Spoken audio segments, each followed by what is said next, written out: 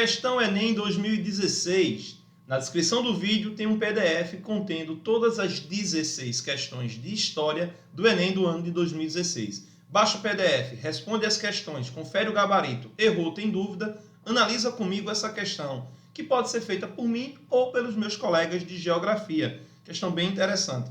Então tem algumas características de história aqui nessa questão, a gente vai dar uma analisada, sai também por geografia sem problema nenhum. E o aluno que está preparado, ele faz por geografia, por história, ainda manda beijinho para o fiscal. Olha o que diz o texto.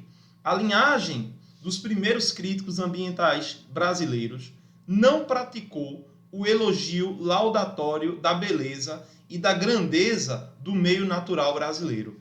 Eu queria analisar com vocês com calma esse texto, porque ele usa uma expressão que pode vir, inclusive, numa outra questão de história.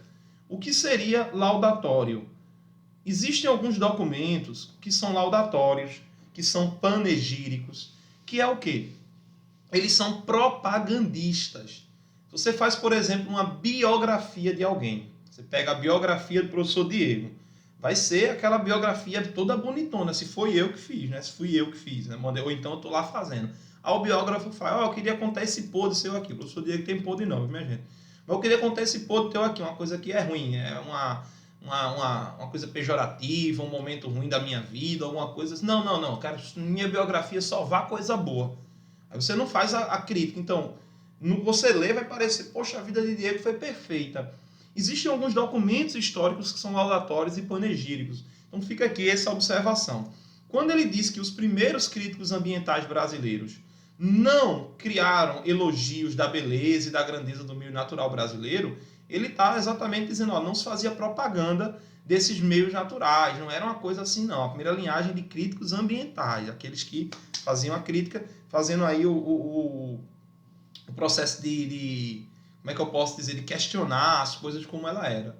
O meio natural foi elogiado por sua riqueza e potencial econômico. Olha que coisa interessante. Então ninguém falava da biodiversidade. Os caras falavam de que em tudo que se planta dá. Isso para quê? Plantar, economia. O que é que eu posso extrair da terra? Gerar riquezas. Sendo sua destruição interpretada como um signo do atraso, ignorância e falta de cuidado.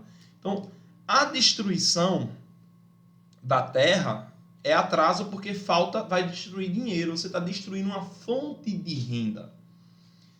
Descrevendo a posição dos críticos ambientais brasileiros do 18 e 19, o autor demonstra que, via de regra, eles viam o meio ambiente como. Essa questão, ela botou um monte de palavras difíceis, fez um apelo histórico, sai pela geografia. Quando ele disse que era do 18, vamos fazer igual a primeira questão que a gente respondeu na nossa playlist, 1800. Então, o primeiro ano do século 18 é 1701. Por quê, Diego? 1800 é o último, sempre termina em 0. Nesse caso aqui você volta 100 anos. E o 19? 1900 e até 1801. Como eu quero entre, eu vou apagar o que está no meio. Então, é sobre esse período aqui. Nesta fase, nós temos na transição do Brasil colônia para o Brasil império e o iniciozinho do Brasil república. Então, as pessoas estavam ainda interessadas nesse potencial econômico da terra. E o que é que eles viam nesse meio natural? Uma ferramenta essencial para o avanço da nação? Aqui está falso. Colônia não é nação, minha gente. Colônia, nesse caso, não era nação. Brasil, colônia, não existia ainda o ideal de nação. Os primeiros movimentos que vão trazer alguma ideia de nação, de que existe ali um povo que se identifica, são os movimentos, por exemplo, da Inconfidência ou Conjuração Mineira e Baiana. Isso data ali do final do 1700, ou seja, final do século XVIII, 1789, ano da Revolução Francesa e por aí vai. Então tá falso. Não era isso que eles viam. Até hoje, muitos desses indivíduos que exploram as nossas terras, do ponto de vista de potencial agrícola, eles não têm a intenção de avançar o país. Eles têm a ambição do enriquecimento próprio. Tá bom? Na letra B de bola, ele menciona que é uma dádiva divina para o desenvolvimento industrial. No Brasil, o hábito que se tem é que se você desenvolve a agricultura, você não desenvolve a indústria. Muito embora isso não seja uma verdade 100%, mas é a regra geral. Então, nesse caso, quem investe na agricultura não investe na indústria. Não existe essa diversificação desses setores. E o Brasil ainda é um meio extremamente ruralizado, né? Um país de economia extremamente ruralizada.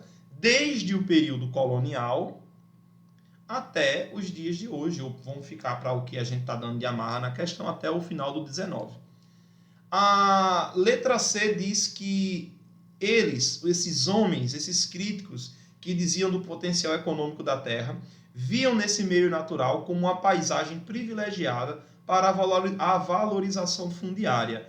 Uma palavrinha que todos os meus alunos escutam eu sempre falando muito dela. Pessoal, fundiário, latifúndio, importante, tem a ver com a terra, para produção agrícola. Tá verdadeiro, a valorização é essa, porque quanto mais terra, mais fértil, e o Brasil tem muito disso, melhor para a produção agrícola. Então a letra C está verdadeira.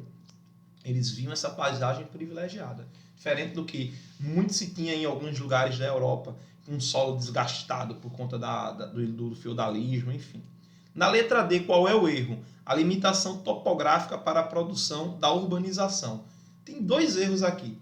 Primeiro que não existe essa limitação topográfica aqui no Brasil. Você pega, por exemplo, minha terrinha Pernambuco, a zona da mata por ali, ela tem umas montanhas, eu não sei se o termo geográfico é montanhas, mas ela é muito acidentada, ruim inclusive para a produção usando o trator, né, a produção de cana. Porém, todavia, entretanto, em São Paulo você já tem regiões mais planas, e aí a máquina ela consegue fazer a colheita. Então por conta disso aí em Pernambuco, aqui em Pernambuco, não se produz? Muito pelo contrário. Você usa ainda a prática da coivara, usa os indivíduos, né, os cortadores de cana e tudo mais. Então, o primeiro problema é esse. Topografia é o estudo do solo, né, de irregularidades naturais ou artificiais. E a promoção da urbanização. Esses indivíduos eles querem promover um processo mais de ruralização, o desenvolvimento das regiões rurais e não urbanas. Então, a letra D está falsa. Por isso que eu disse que eram 2 coisas que deveriam estar ou que estão erradas nessa letra D. E o erro da letra E, ele menciona que viam esses homens do 17, do 18 e do 19 no meio ambiente como um obstáculo climático para o estabelecimento da civilização. Muito pelo contrário. Nós, seres humanos, nunca encontramos grandes dificuldades, tirando os extremos do mundo, do planeta, para a ocupação. Então, obstáculo climático, ainda hoje, haja vista, os locais muito frios. Mas fora isso, a gente consegue ocupar tranquilo todas as outras partes da Terra. Aí meus colegas da filosofia, no tema da condição humana, podem trabalhar melhor essas temáticas com vocês. Comenta o que tu achou dessa questão, faz alguma observação aí do que você tinha interpretado.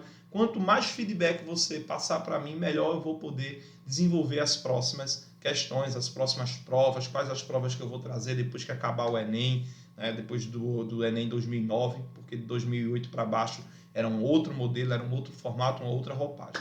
Desejo a todos bons estudos e até a próxima questão.